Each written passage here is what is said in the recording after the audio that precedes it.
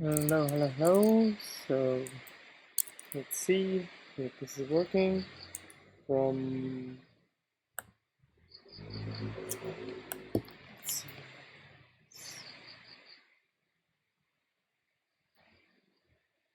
Connection quality high. Okay, so we seem to be in a green zone now.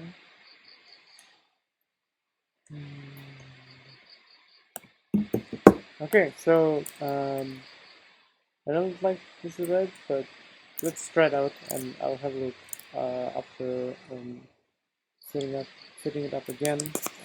Maybe including my mobile, and then it might give us a bit better speed than it is now. So, what is this stream about?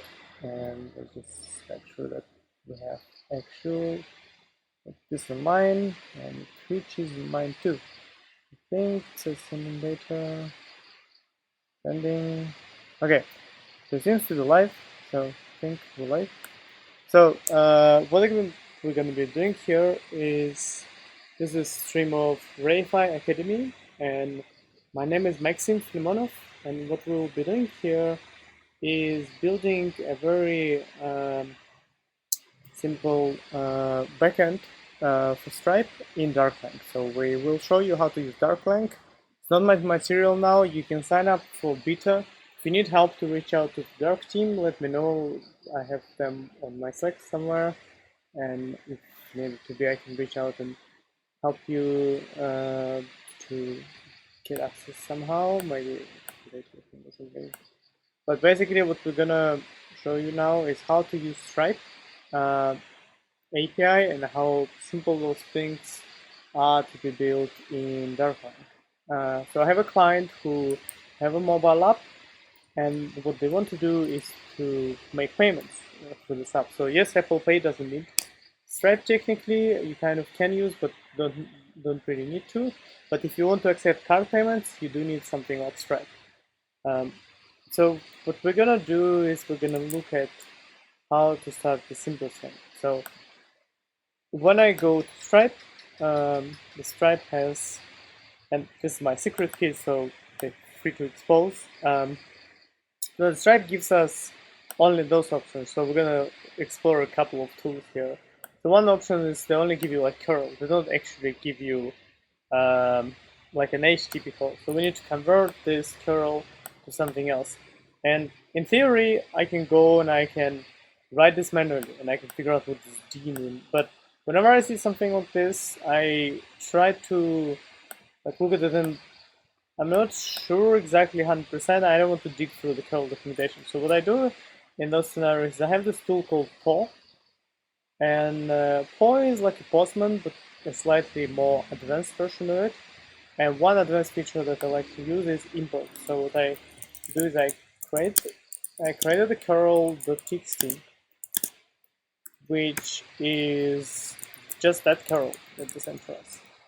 And then when I go to PAW, I've already done it here, but let me just grab a new one. What I can do is I can say import a file, get a curl.txt. It's gonna just take this, if it asks like I don't know what this thing is, you just need to choose curl there, and it will automatically convert it to the proper format. So it's like Postman, as you see, but the key difference here is if you press send, and we create some kind of intent there. So this is creating the actual payment intent, as they call it in Stripe, that you can use then on your Stripe payment form.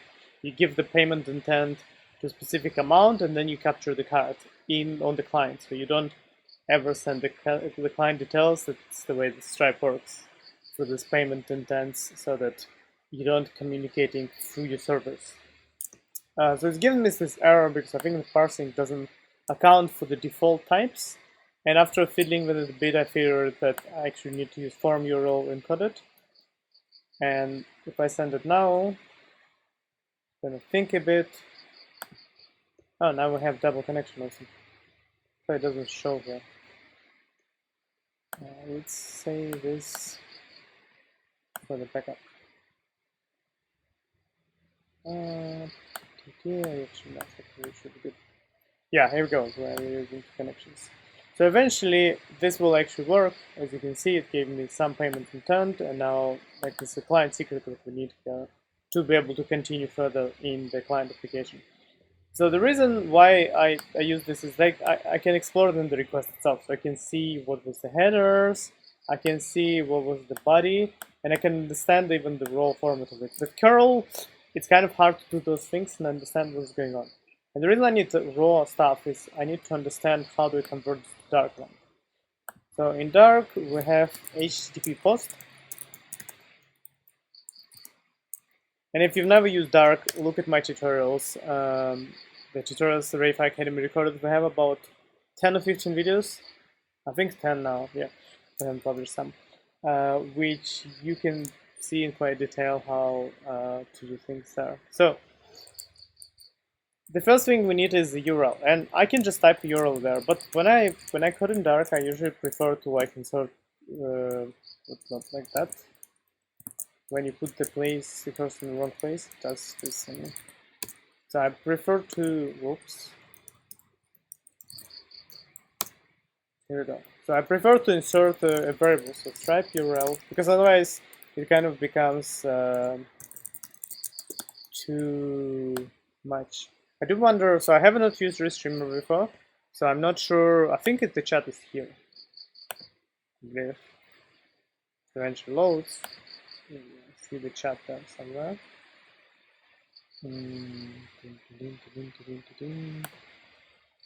I got success, it's loading. So anyway, while it's loading, so the first thing I want to do, and here it's easy to grab, it's just the URL. And the second thing, I can paste here. It kind of looks at the format's kind of weird, but if you look at the output, everything is fine here. For whatever reason, this is the newer version of Dark than I used in all the previous videos. They have this strange thing where they kind of cut half of the thing. I don't know why they're doing this, probably just a bug in this editor. So as you can see in the HTTP post definition, and I just look at documentation, so it accepts a string, URI, and body, dictionary for query, dictionary for headers.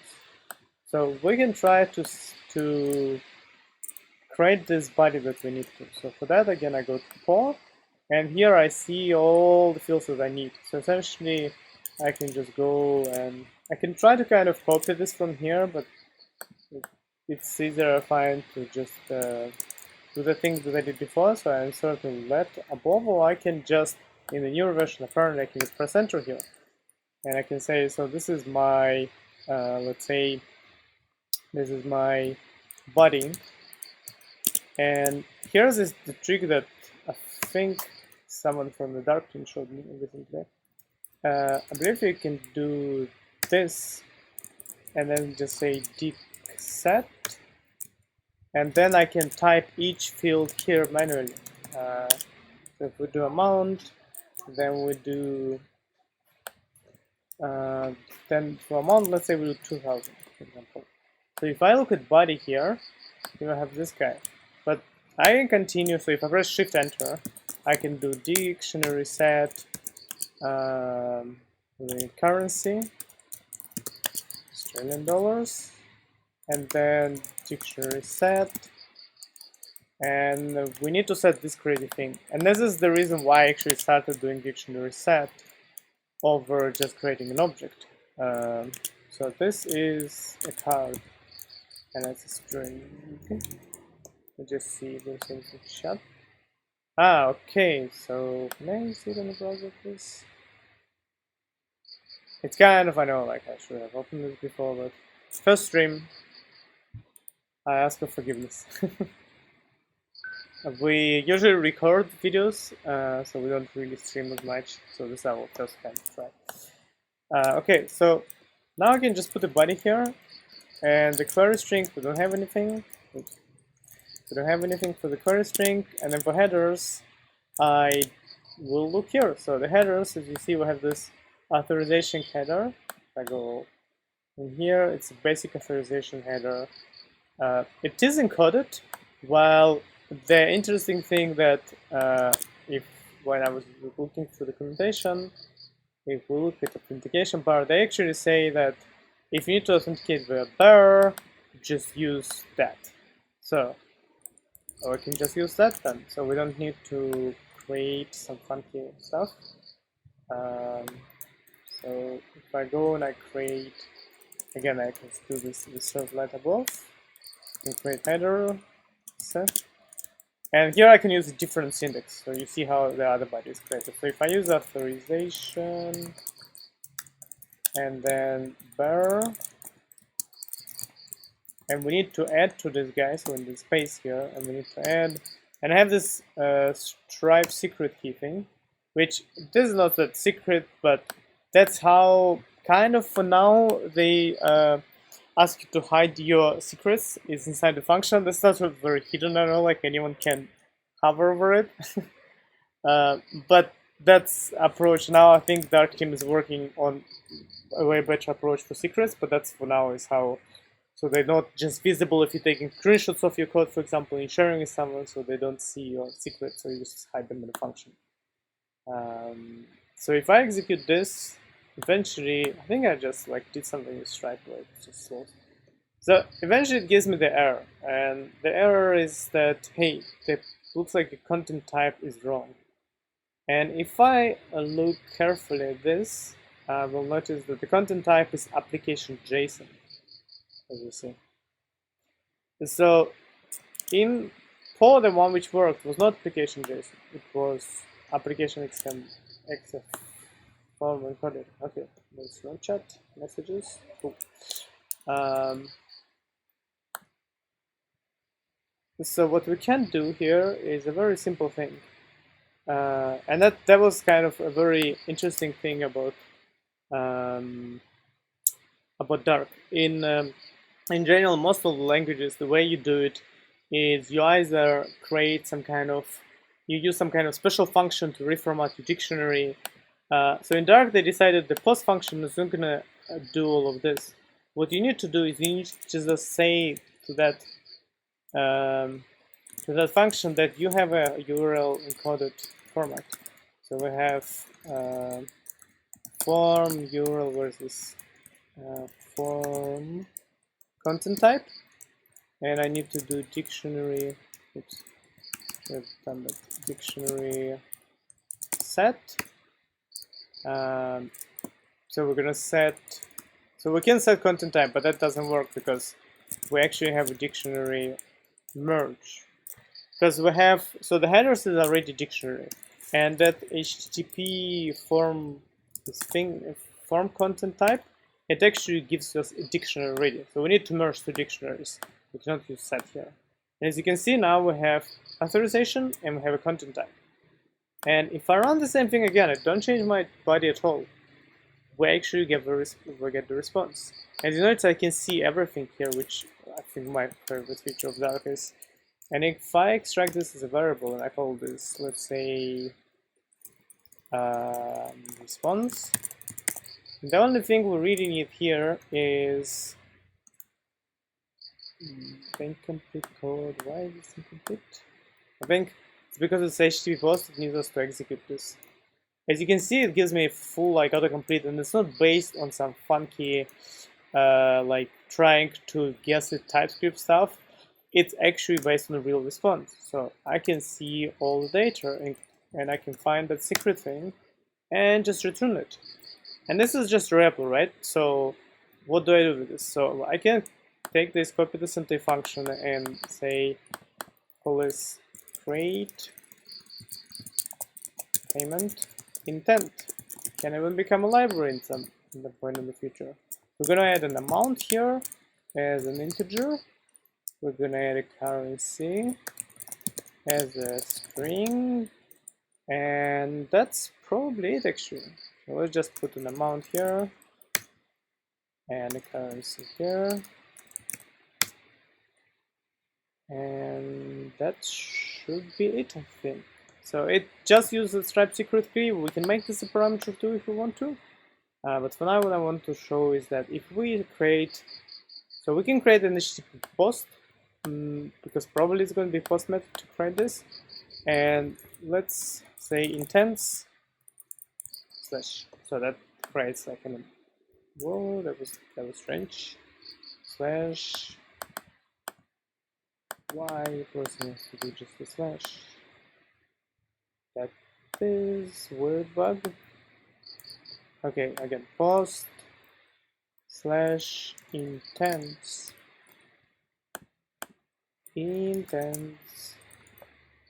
enter. I don't know what was that. That was really weird. So now I can call create intent, and we can pass something through this. But how do we pass it? That's kind of multiple variations. So let's try to call this guy. So how do we call this? There's copy request as curl. Again, I do the same thing now. So I go here, I create curl dark, let's say, and you can create them anywhere you want. So this is our curl request. Yes, I can use curl directly, but I don't like to use curl as much, so I'd rather see more, and that's maybe me just being. So here we go. So this is the actual API, and there's no URL parameters now. So let's see what happens if we send a JSON. So maybe I want to send an amount here. The same variable that we have there is a number, and let's say we want to send 5,000 maybe. Why not? And then the currency is, let's say if we can do USD. And USD is actually, this guy actually needs to be string. Let's make it a string. Sure. Why you keep trying to be a number? So let's make it a number and make it into string and call USD. So I send the curl. We get 500. Oops. Let's see why we got 500. So here we got our first problem. It says here some parameter cannot run some parameter saying complete. So it's nice, and in the past Dark used to kind of just crash and not give you any clue. Now it does. So it tells us that something went wrong there. So let's figure out what went wrong, and we can try to grab the parameters from the request. So we actually still have the request, even though the response, even though we couldn't reply, the whole thing crashed. We get 500, but we still got the request, which means we can go grab the information from here. Like, okay, we want the body and the currency. Let's grab the amount, and now we can grab the currency from request.body.currency. I didn't need to figure out. Like I remember in the days of Node.js, you need to go to documentation, try to find where did they put that thing, and it takes just way too long. So amount, currency, and if we can actually just rerun this and see what happens. So it told us this trace returns this. So we can see in the payment function here, what did the response return? And as you can see, response says 5,000 here as a captured value. So this essentially is an, I don't know how many lines of code it is. So counting all the variables, it's from like 10 lines of code. And the only time we had an error, I can still continue and diagnose this. So this allows us to create intent, and I was following this tutorial from Stripe, which kind of tells you what to do on your server side. So the only thing we need to do on the server side is that's it. Like, we can do the handle post payment events, so that's probably something to do for the next session, but I just wanted to show how incredibly simple are things to build in Dark. And especially like like when I was building it myself just to prepare for the session, so you don't see me struggle too much. Let's just check chat, nothing in chat. So what I've noticed, that thing just blew me away, because I didn't need to set the content type and then do a JSON parse, JSON stringify, all of this jazz. No, I just set the content type and Dark figures out the rest. And that's, I think, is the beauty of it. And that thing I did not prepare. I did not expect it to actually fail. I think I was just writing halfway. The fact that I can still access my request, even so the request failed, for me as a backend developer, where I receive from someone, hey, 500 happened, go look in the logs, and then I spend hours and hours trying to find the information in the logs, that's just the time saver. Like, so many hours and real, I think, thousands of dollars essentially would be saved in my own experience, like it's just me not looking for the logs on the server and trying to figure out, oh, what went wrong there, when I can just see here what went wrong. I can see all the traces. And the way Stripe does it, I was kind of thinking before recording this, like what do I do if I pass the things like payment information? So Dark team said that they will have in the future ability to filter things out. So you can say, like, for this field, do not show this in a trace. For now, it's not yet there. So for example, if you share this access with someone else, they would be able to see your credentials, which is probably not very safe, right? So they're working on both secrets, and they're also working on the things like so that you can. Why am I say see lights here? Find secret. I think I was working on deleting things at the same time. And they're working on the things so that we can hide some information. So maybe the headers we don't want to show for this request. So it's work in progress. Yeah, so that's a very simple create intent, and essentially we can now use this intent in our mobile app. This is for simple card purchase. So next one I wanted to look at, because we're accepting the cards, but there is also this funky thing called Apple Pay. And when you do Apple Pay, it depends sometimes on how do you do. As you can see, I've searched Apple Pay already here. So when I do Apple Pay in the past, sometimes, and it's really slow for some reason. Sometimes we need to change like an API completely. Why is it so slow? Yeah, but that's gonna be after us. So I'm gonna research this Apple Pay bit, understand how do I call the API, and add this to this API. But it's essentially, this is the whole thing which needs to be done to have a Stripe backend. And so we'll look at two things next time. One is how to handle the callbacks. So when Stripe calls back and say, hey, this payment didn't go through, that doesn't actually does the payment, right? That's all very interesting. And I'm gonna integrate this with the mobile app, which is gonna use this thing, that payment client secret thing that I got. Put the client data there, and then we can see the data going through. So like after we go use this client secret, put the card, like a test card there, then we'll get a callback on Darklang, and we can see all the details that we need to see. Okay, so if you have any questions, feel free to ask Twitch, YouTube, whatever platform you're looking at, or you can always go to Twitter at Refi Academy. I haven't checked out Twitter too much, to be honest, recently. Or you can find me on Twitter. That's obviously this one. So it's this word TPAKTOP. If you have any questions about this one, just ping me directly. Okay, thanks for watching. Till next time when we explore more Darklang.